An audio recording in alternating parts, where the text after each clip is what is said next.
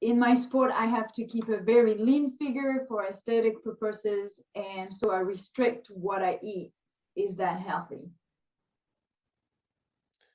This is a big problem. It's a big problem because I think this is one of those areas that women athletes are really in a tough spot. And I think it hurts women athletes a lot more than male athletes.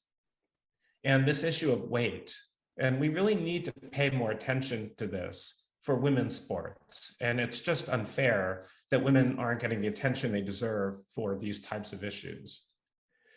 So the problem is most women athletes, there's a large fraction of women athletes, well, maybe not most, but at least 25% of women athletes, maybe more, are significantly calorie depleted. They're not getting enough calories to begin with. And there may be a number of reasons for this, including the fact that they're under societal pressure not to eat more.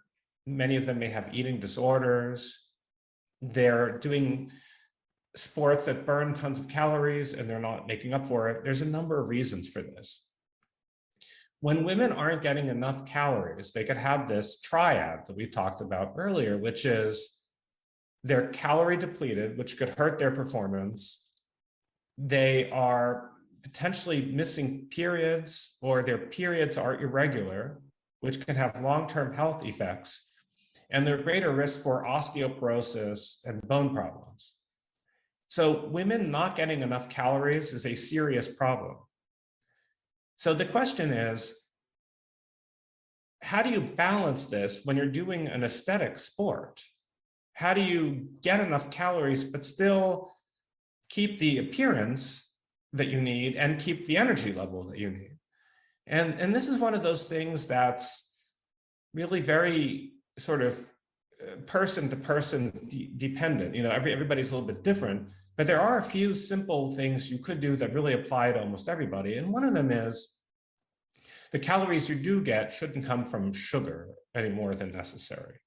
So if you're only getting, let's say, 2,000 calories a day, and you should be getting more, I don't want to see 500 of those calories coming from your sugary energy drinks and dessert.